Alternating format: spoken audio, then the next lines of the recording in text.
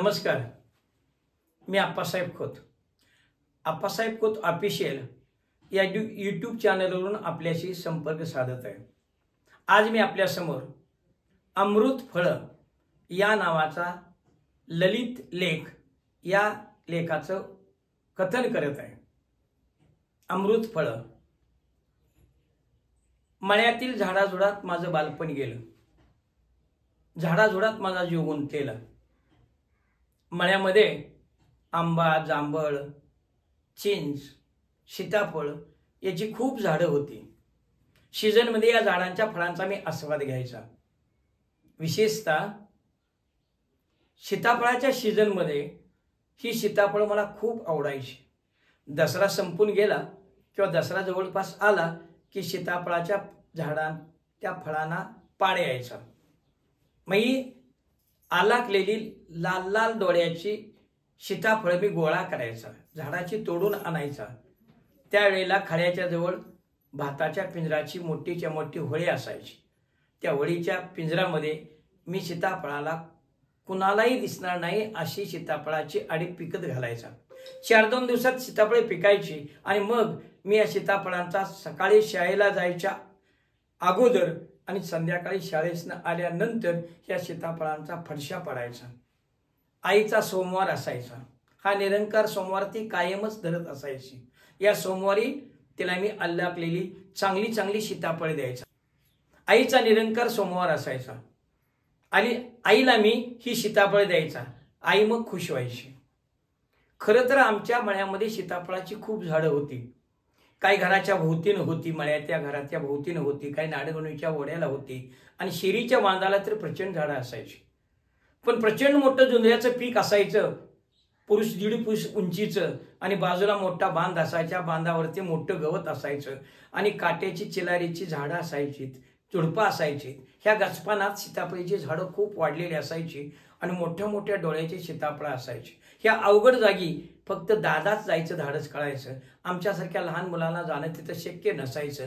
आई दादा ही सीताफळं काढून आणायची, पाठीवरून घरात घेऊन यायचे आणि मळ्यातील मधल्या माळेमध्ये पिंजर अंथरून त्याच्यावरती सीताफळ पिकत घातली जायची.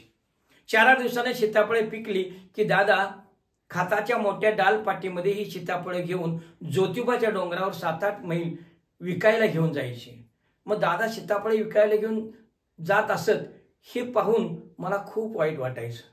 कारण एवढं मोठं ओझं घेऊन दादा कसं जात असतील? दादांच्या मानेला कड येत असेल का? मान दुखत नसेल का? पायातून गोळे येत नसतील का? एवढं ओझं घेऊन जाताना दादामध्ये विश्रांती घेत असतील का नसतील? या शंकाने माझा जीव गोळा गोळा व्हायचा. आणि परंतु दादा सीताफळे विकायला जायचा, त्यांचा नित्यक्रम असायचा. असंच एक दिवशी दादा सीताफळे विकायला निघालं होतं. त्यावेळेला मी 6वीला होतो. खरं तर आम्ही आई, दादा, मी, आजी मळ्यात वस्ती करून असायचं. आजीचा पाय मोडल्यामुळं आजीला गावात राहणं शक्य नव्हतं. ती घसटच जायची, घराच्या बाहेर बाबळीखरीपर्यंत यायची. मग आजीच्या देखभालीसाठी आणि ढोरागुरांच्या देखभालीसाठी आम्ही मळ्यातच राहून होतो. आणि मी 6वीच्या वर्गात असताना मला जरा समज आली होती, बऱ्यापैकी समज आली होती. दादा सीताफळ विकायला जाणार होतं. आदल्या दिवशी रात्री सीताफळ काढून मोठ्या डालपाटीमध्ये भरून ठेवण्यात आली. पोटापंजे दादांचं धोतर घेतलं. त्या धोतराच्या धडप्यामध्ये मोठ्या सीताफळीची पाटी आवळून जाम ठेवली आणि संध्याकाळी झोपलो. सकाळी लवकर मला जाग आली. मी उठून बघितलं तर सीताफळीची पाटी जाग्यावर नव्हती. आईला मी विचारलं, आई दादा गेलं तो सीताफळ विकायला? तर होय. परत जात्याच्या पहिला आजी जागीच होती. ती उठून बसली, म्हटली, होय चांदणी उगवायला यशवंता गेलाय, आता पातूर MI पर्यंत गेला असेल. होय होय. दादांचं पायतानी मी नव्हतं आणि दादा गेले होते. मी आईला च्या जवळ गेलो. आईनं मला चहा दूध दिलं आणि मग मी अभ्यासाला पोताने दप्तर घेऊन खळ्यावर जाता जाता आजीला म्हटलं, आजी दादा न जेवताच गेलं, आता जेवणार कुठे? मग हां, सकाळी जाताना मी तशी कशी जाऊन देईन? आजी म्हणाली, तुझ्या आईनं सकाळी उठून भाकरी केल्या, गडझुणका केला, ते खाल्लं पान आणि पेलावर दूध प्यालं, मग दादा निघून गेलं. आजीनं दादांना तात्यानं एक सवय लावली होती. बाजारला जाऊ दे, तालुक्याच्या गावी जाऊ दे, पै पाहुण्याच्या गावी जाऊ दे, पहाटे उठून जाताना 2 घास खाल्ल्याशिवाय आजी दादांना तात्यांना घराच्या बाहेर पडू देत नव्हती. हळूहळू ती आम्हालाही सवय लागली होती. मी खड्यावर गेलो, अभ्यासासाठी पोतं हातरलं, पोत्यावर थांबलो, बसलो. पुन्हा माझ्या मनात आलं, मी उठून उभा राहिलो, पूर्वेला तोंड केलं, उजव्या बाजूला बघितलं तर ज्योतिबाचा डोंगर निळा निळा दिसू लागला. एवढ्या लांब डोंगर, दादा कसं चढून गेला असतील. मला दुरून तिथून यमाईचं पांढरं शुभ्र शिखर दिसत होतं. तोपर्यंत आजी गष्टच गष्टत आली आणि बाबळच्या सावलीच्या ठिकाणी पोतं हातरून बसली. मी अभ्यास बंद करून आजीजवळ गेलो ना. आजीला म्हटलं, आजी दादा कधी यायचं ग? तरी 12-1 वाजल बघ. होय, असल्या उन्हाचं? होय बाळा. आणि जेवण तुला सकाळी सांगितलं नाही का त्यासनी जेवण दिले म्हणून? माझ्या मनात उगाचच शंका आली. मी आजीला म्हटलं, आजी एवढ्या लांब दादा जात्यात म्हटल्यावर एवढं वज्ज डोसक्याला कसं पिलत असेल ग? आणि एवढं वज्ज घेऊन आजी दादा पडलं बिडलत म्हणजे ग? आजीने जरा चेहरा पडला आणि माझी समजूत घालण्यासाठी म्हणली, अरे बाळा दादा पडलं तुझं तर सीताफळाचं नुकसान होणार ते होणार आणि एक यशवंताला दुखापत होणार. मग सांग, तुला दुखापत झाल्याला बरं वाटेल? माझ्या मनात मी सराखलो आणि आजी पुढं म्हणाली, बाळा एक गोष्ट लक्षात ठेव, घरचा करता माणूस घराच्या बाहेर गेले की त्याच्या पाठीमागं चांगलं बोलावं, वाईट वंगाळ बोलू नये. आणि आजी पुढं म्हणाली, का तर बोलाला आणि फुलाला गाठ पडते. आजीनं हा संस्काराचा माझ्यावरती धडा दिला होता. घरातून बाहेर पडलेल्या माणसाबद्दल नेहमी सकारात्मक बोलावं, आयुष्यात कधीही नकारात्मक बोलू नये, माणसाच्या पुढच्या माणसाची उमेद वाढवावी. हा संस्कार कळत न कळत आजीनं माझ्यावरती कोरला होता. मग मी आजीला म्हटलं, आजी असं दादा एकटं जाण्यापेक्षा वरच्या वस्तीवरचा बाप्पू जातोय की सीताफळ घेऊन, त्यांच्या संग संग जायचं, एकटं कशाला जायचं रातचं दुधचं एवढ्या लांब? तर बाळा तू म्हणतोय ते खरं आहे, पण त्यांच्या सीताफळं आणि आपली सीताफळं एकाच दिवशी काय पाहिजेत का नकोत? जरा मागं पुढं होतंय, एकाच दिवशी जात्यात 2 जण मिळून. आजीने माझी समजूत काढली. तोपर्यंत आई जेवण घेऊन आली आजीचं. आजी तिथे जेवत बसली, मला जेव म्हणाली, पण मी नाही म्हणालो. दादा आल्याशिवाय मी जेवणार नाही म्हटलं आणि दप्तर उचललं आणि सावलीच्या बावळीच्या खाली गेलो. तिथं बैलगाडी होती, त्या बैलगाडीच्या साठीमध्ये पोते टाकलं आणि मी अभ्यास करू लागलो. कुठला अभ्यास? दादांच्या काळजीने जीव झुरू लागत होता. अभ्यासाचं नाटकच करत बसलो. घटका वेळ असाच निघून गेला आणि मी बघितलं तर बाबळ खायची जनावरे एका कुशीवर बसली होती, रवत करीत होती. बाबळेच्या मुळीला बांधलेली शेळी रवत करत होती, शेपूट हालून पाय झाडून माश्या झाडत होती. आजी व्यथा बसून बसून थकली होती, ती तिथंच कोलमडली आणि तिनं तोंडावरती पदर घेऊन ती झोपीच गेली. गाडीच्या खाली कुत्रं झापलत बसलं होतं आणि याच दादांच्या विचारात मला कधी झोप लागली मला कळलंच नाही. जेव्हा जाग आली तेव्हा दादांच्या मोठ्या मोठ्या बोलण्यानं आवाजानं मला जाग आली. दादा सीताफळ विकून आलं होतं, आजीजवळ बसलं होतं. मी उठलो, दादांच्या जवळ गेलो, बघितलं मोठ्या ढाल पाठीमध्ये त्या खाताच्या पांढरा धडपा आणि दादांच्या अंगातला शर्ट होता.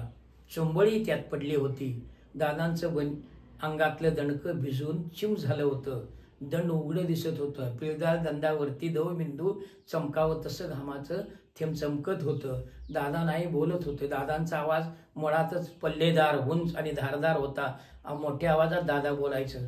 त्यांची पैलवानी तब्येतीला तो आवाज शोभून दिसायचा. दादांची ती घालीमिल बघून मला सहन झालं नाही. मी पळत पळत घरात गेलो. पाण्यानं तांब्या भरला आणि दादांच्याकडे आणून दिला. दादाने तांब्या हातात घेतला. दादा कधीही तांब्याला तोंड लावून पाणी पित नसत आणि दादाने पाणी प्यालं आणि पिऊन झालं. म्हटलं, बेस्टच केलंस बघ. दादाने समाधानानं माझ्याकडे पाहिलं. माझ्या मनातलं ओळखलंस, कारण दादाने मी थंडगार पाण्याचा तांब्या दिला होता. तोपर्यंत आईनं कुठं बघितलं दादा येताला, कारण आई शेतात काम करता करता, मळ्यात काम करता करता दादा कधी येत आहे त्याची वाट पाहतच होती. आणि मग आई आली, दादांच्या जवळ म्हणाली, चला जेवायला चला. जा रे तू बी जेव जा. आजी म्हणाली, अजून जेवला नाहीस तू? नाही, तुझी वाट बघत थांबलाय. खोळाच आहेस? दादा मला म्हणाल. आणि मग दादांच्या मागून मी निघालो. जाता जाता दादा म्हणाल आजीला, आये आज 54 रुपये झालं बघ.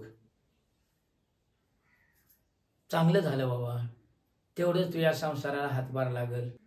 मग दादा मी जेवायला आत गेलो. आईने जेवायला लावलं. जेवण झाल्यावर दादा नाही शेतात मळ्यातल्या आत कामाला निघून गेली आणि मी आजीजवळ थांबलो. जनावरांच्या नजर राखत बसलो. संध्याकाळी जेवण झाल्यावर खंदिलाच्या उजेडात दादाने सगळा खुर्दा माझ्या पुढे टाकला आणि म्हणाले, मोज. तो सगळा खुर्दा मी हातात घेतला. ज्योतिबाच्या नावानं चांग बल मनात असं म्हटलं आणि मग तो खुर्द्यातील 4 आण्याची, 8 आण्याची आणि रुपयाची ही चिल्लर बाजूला करता करता त्याचे ढीग करू लागलो. 4 आण्याचे 4 म्हणजे 1 रुपया, 8 आण्याचे 2 नाणी म्हणजे 1 रुपया आणि रुपयाचं 1 नाणं म्हणजे 1 रुपया. काही एका रुपयाच्या नोटाही होत्या, त्या नोटा बाजूला काढल्या आणि मग रुपये, 8 आणे आणि 4 आणे याचे ढीग करून ते मी मोजलं. 4-2 वेळा मोजलं तरी काही माझा हिशेब जमेना. शेवटी हिशेब जमला आणि मी दादांना सांगितलं, 54 रुपये दादा आहेत बघा. दादा म्हणाले, शाबास, आता तुझा अभ्यास व्यवस्थित आहे, कारण तुलाही मोजता येतंय. असाच अभ्यास केलास तर फार मोठं होशील, तुला नोकरी लागल. तो आजी तिथं बसली होती. ती म्हणाली, बाळा एवढं चांगलं तुझं होईल, नोकरी लागल आणि तुला पगाराचं एवढं पैसे मिळतील, मोजता मोजता तुझी पुरी वाट होईल. आजीच्या मुखातून जणू परमेश्वरच बोलला होता. माझं भविष्य आजीनं वर्तविलं होतं. त्या दिवशी संध्याकाळी दादाने मी झोपताना म्हटलं, दादा मला न्याय की ज्योतिबाला, मी तुमच्या संग येतो. आजी म्हणाली, नको, तुला एवढ्या लांब चालाय जमायचं नाही. दादा म्हणाला, नाही हाय काटक, येईल माझ्या संग, जाऊया रे येत्या आईतवारी. मग दादाने परवानगी दिली होती. 2-2 दिवस ते आम्ही आनंदातच निघून गेलो. रविवारचा दिवस उजाडला. रात्रीच दादाने पाठी सीताफळाची भरून ठेवली होती, जाम बांधली होती. सकाळी पहाटे आम्ही उठलो, आवरावर केली. आंघोळ पाणी झाल्यावर दादाने न्याहारी केली आणि मला आईने शेळीचं दूध, चहा आणि एक चपाती दिली. मी बळेबळेच खाल्ली, कारण मला बी आता ही सवय लावून घेणं गरजेचं होतं. खाऊन झाल्याबरोबर दादाने अंगामध्ये शर्ट घातला, पंजी नेसलं, पंजी गुडघ्यापर्यंत वर आकडलं, कारण चालत जाताना पायात पंजी अडकू नये हा हेतू. डोक्याला पटका बांधला, पटक्याचा शेमला वर खोवला आणि त्याच्यावर ही जाड जूड अशी चुंबळ घेतली. आईनं पाठी उचलू लागली आणि दादाने सीताफळाची पाठी डोक्यावर घेतली. दारामागचं पायताण घातलं. दारामागं काठी होती, ती काठी माझ्या हातात दिली. हां येतो गो आई, दादा म्हणालत आजीला. आणि आम्ही अंधारात घरातून बाहेर पडलो. दादा पुढं चाललं होतं. मला अंधारातून चालायची सवय नव्हती. घराच्या पाठीमागं आलो, मला काही दिसत नव्हतं. तरी पण दादांचा पायाचा अंदाज घेत घेत मी पुढं आलो. वडगाव वाटेपर्यंत रात्र निवाळली आणि मला हळूहळू दिसू लागलं. आणि मग दादा झाम चालत होतं. दादांच्या पाठीमागून मी चाललो होतो. खांद्यावर आडवी काठी धरली होती, कावड येतात तशी. कारण ज्योतिबाच्या वाटेला, अवघड वाटेला जाताना आधारासाठी उजव्या हातात काठी धरावी लागते आणि डाव्या हाताने सीताफळाची पाठी धरावी लागते. म्हणून दादानी काठी बरोबर घेतली होती. झाम दादा पावलं टाकत अंधारातून चाललं होतं. दादांच्या पाठीमागे मी चाललो होतो. दिवस उगवता ज्योतिबाच्या पायथ्याला नेकमाच्या वस्तीवर आम्ही आलो. मी पूर्वेला बघितलं. ज्योतिबाच्या डोंगराच्या पूर्वेला असणाऱ्या डोंगराच्या मागून सूर्योदय झाला होता. लालभडक दिवसाचा गोळा सोन्यासारखा चमकत होता. मी देवाला सूर्यनारायणाला नमस्कार घातला आणि दादांच्याकडे पाहिलं. आता दादांचं शरीर मला पूर्ण घामानं भिजलेलं दिसत होतं. अंगातील दणकं भिजून सदराही पाठीवरचा भिजला होता. दादानं चालण्यामुळे दादांना दम लागला होता. दादांचा श्वास वाढला होता. नरडं सॉ वाजत होतं. पायाच्या पिंढऱ्यावरून घाम खाली गळत होता. पायाच्या पिंढऱ्याचं गोळं वर खाली होत होतं. आणि माझ्या मनात आलं केवढा हे त्रास. काय म्हणून दादा सीताफळ विकायला येत असतील. ही सीताफळ विकणं बंद करावं. माझा जीव कोडामोळा झाला. मला वाटलं दादाने थोडी विश्रांती घ्यावी. तोपर्यंत निकमाची वस्ती लागली आणि दादाच म्हणाले, आप्पा थोडा इसावा घेऊया कर. होय दादा, बरं होईल. माझ्या मनातलं दादा बोललं होतं. आता माणसं जागी झाली होती. शेणाघाणीच्या कामाला लागली होती. तिथल्या शेजारच्या माणसाला दादाने हाक मारली. तो मळकरी पुढं आला आणि जरा उतरू लागा, हात लावा म्हटले. त्या माणसानं दादांचं वजं उतरू लागता म्हणाला, पैलवान लई वजं आणलंस आज. होय जरा आज भारीच वजं आहे. दादा खाली बसलं.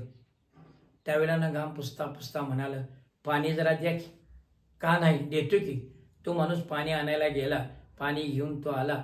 घाटा दादा मी पाणी प्यालो, घाम पुसला, थोडा वेळ विश्रांती घेतली आणि आता जाऊया म्हटलं.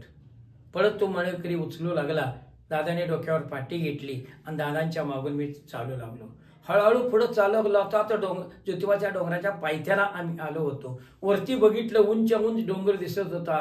तो आता डोंगर दुरून निळा दिसणारा मला आता भयानक वाटत होता.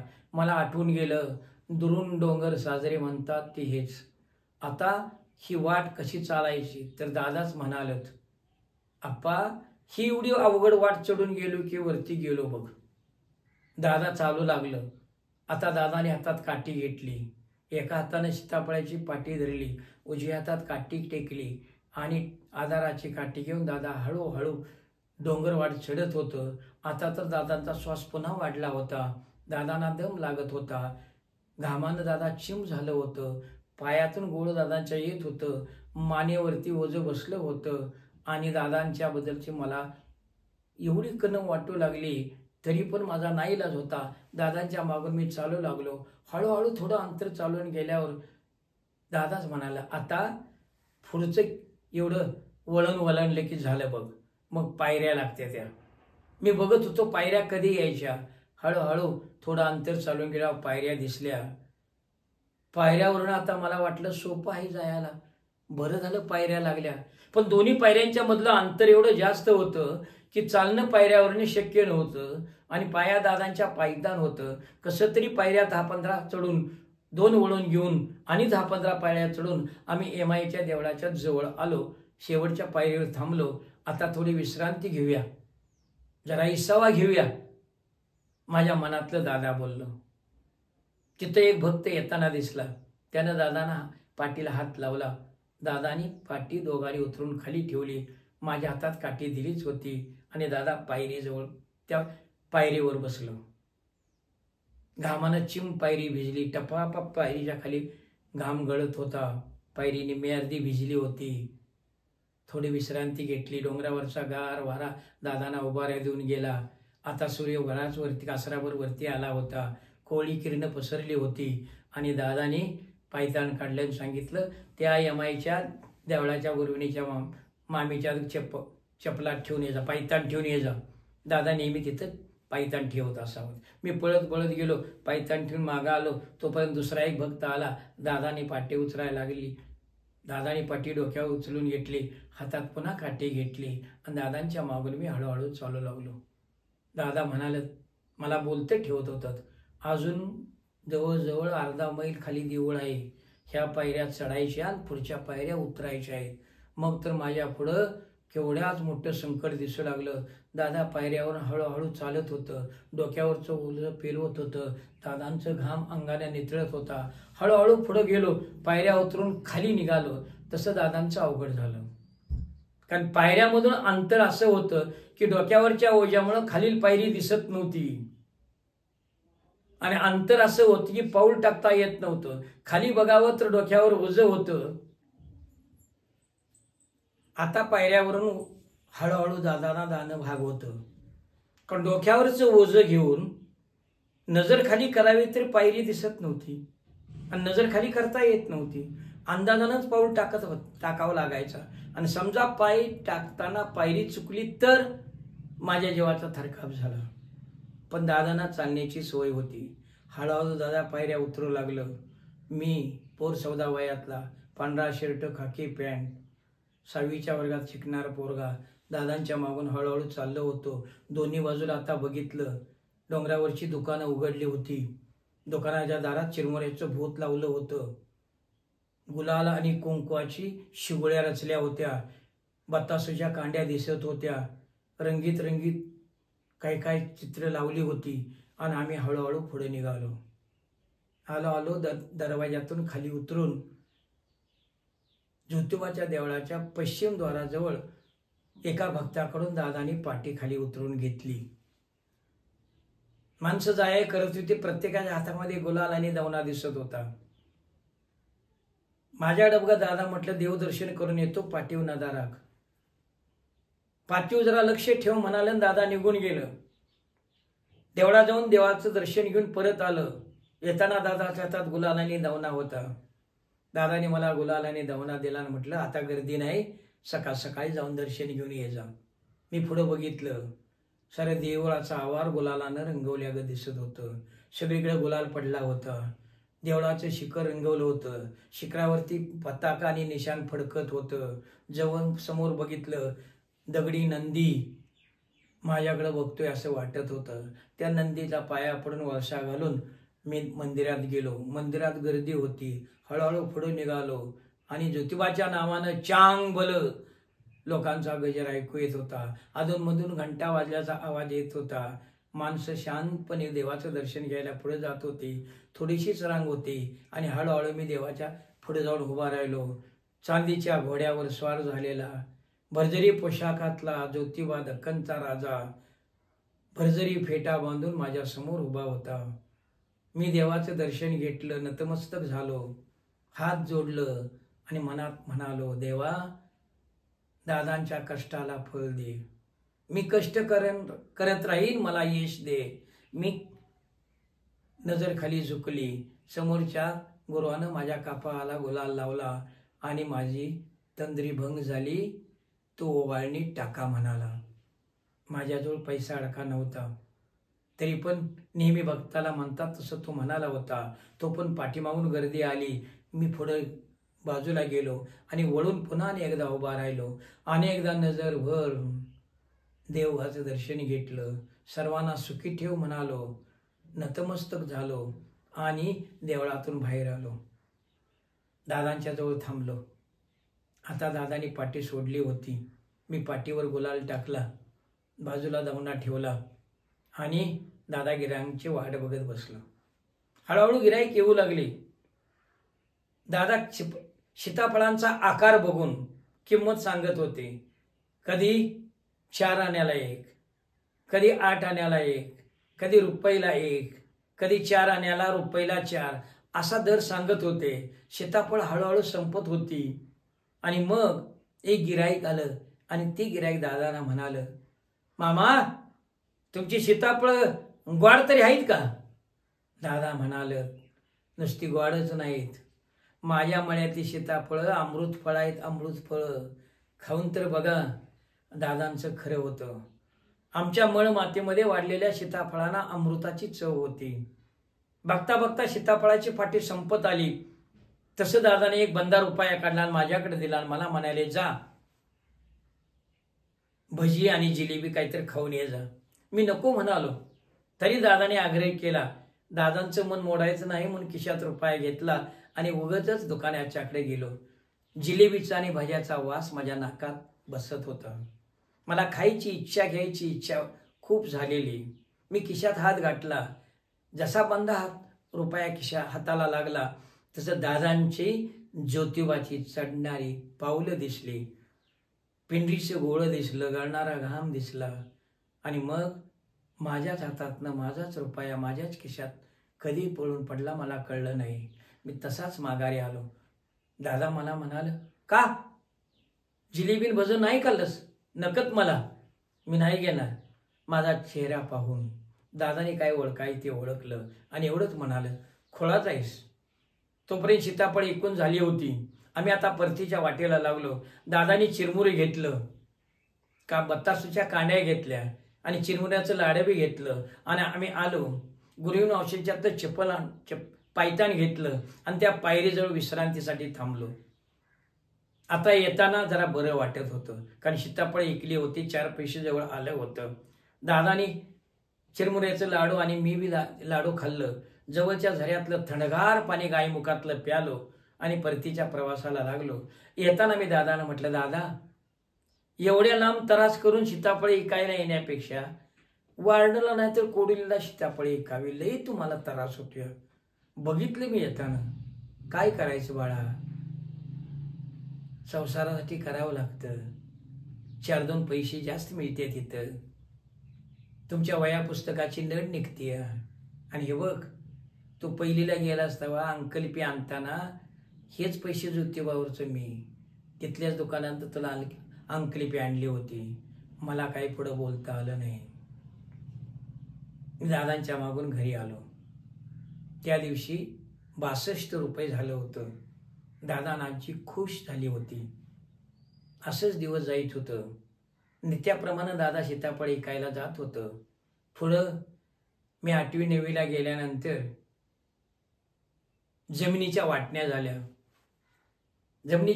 झाल्या आणि 72च्या दुष्काळामध्ये तर साराच्या मळ्याची कायाच बदलून गेली. लहान छान झाडं वाळून गेली. म्हातारी वटलेली झाडं ती संपली आणि जमिनीच्या वाटण्या झाल्यामुळं होतं ते बाण सुद्धा पेरीवरान झालं आणि मळ्यातील सीताफळांची झाडच संपली. दादा आता वयोमानात थकलं होतं. सीताफळ विकायला जाण्याचं आता हळूहळू बंद झालं होतं.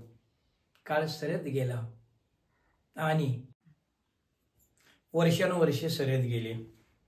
आई, दादा, आजी मला सोडून गेली. मला परदेशी केलं. दादांच्या आणि आजीच्या मूलमंत्र दिलेला मी जपतो आहे. मला कष्टाचं फळ मिळत आहे. मी पुढं नोकरी लागली, घर झालं, संसार फुलत राहिला. सोन्याचं दिवस आलं. आजीचं भाकीत खरं ठरलं. तसा आता माझ्या घरामध्ये सीताफळ बाजारातून आणली जातात. माझी मुलं बाळं, मीही सीताफळ खात राहतो. माझी मुलं म्हणतात किती चवदार आणि गोड आहे ती सीताफळं. पण मला मात्र त्या सीताफळाला चव असूनही चव नसल्यासारखीच वाटते. कारण मला माझ्या मातीच्या मळ्यात ती सीताफळाची आठवण येते.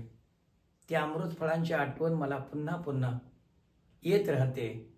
जुन्या स्मृतींना उजाळा मिळत राहतो. अमृती फळाची मला आठवण येते. मी तसा नास्तिक नाही. ज्योतिबा आमचं कुलदैवत. वर्षातून 1-2दा मीही ज्योतिबाला जातो. ज्योतिबाचं दर्शन घेतो. चांदीच्या घोड्यावरचा ज्योतिबा माझ्याकडे पाहत असतो. मी नतमस्तक होतो. कष्टाच्या घामाच्या फळाला बळ दे, यश दे, सर्वांना सुखी ठेव. मी देवाजवळ मागणं मागतो आणि परतीच्या प्रवासाला लागतो. यमाईचं दर्शन घेऊन पुढं आल्यावर दादा जिथं ज्या पायरीवर विश्रांती घेत त्या पायरीजवळ येतो. त्या पायरीजवळ मी उभा राहतो. तिथं दादांचा घाम सांडलेला असतो. त्या घामाची आणि दादांच्या कष्टाची मला आठवण होते. अजूनही त्या घामाचा वास येत असल्याचा मला भास होतो. मी भावुक होतो. काळजात धडधड होते. दादांच्या आठवणीनं जीव तळमळू लागतो. मी पायरीला नतमस्तक होतो. मला त्या पायरीचे दर्शन घेतल्याचा आनंद ज्योतिबाच्या दर्शना इतकाच पवित्र वाटतो. मी परतीच्या प्रवासाला लागतो. आता माझंही वय परतीच्या प्रवासाचं. थकून गेला जीव. कधी कधी वाटतं कष्टाच्या घामाला फळ मिळालं, पण दादा नाहीत, आजी नाही आणि आई नाही. तरी पण दादा माझ्या अवतीभोवती असल्याचा मला भास होतो. कष्टाच्या घामाचं फळ हे अमृत फळ आहे याची आठवण मला पुन्हा पुन्हा येते. ते पावित्र्य मी काळजात जपत राहतो आणि जपत राहिला आहे. आणि एक जे हवं असतं ना, ते ओंजळीमध्ये धरता येत नाही आणि या मुठीमध्ये पकडता सुद्धा येत नाही. मी माणूस आहे. ते माझ्या मुठीमध्ये मला पकडता येत नाही. त्याला मी तरी बापडा काय करू. फक्त मी एवढंच म्हणू शकतो, ज्योतिबाच्या नावानं चांग भलं. धन्यवाद.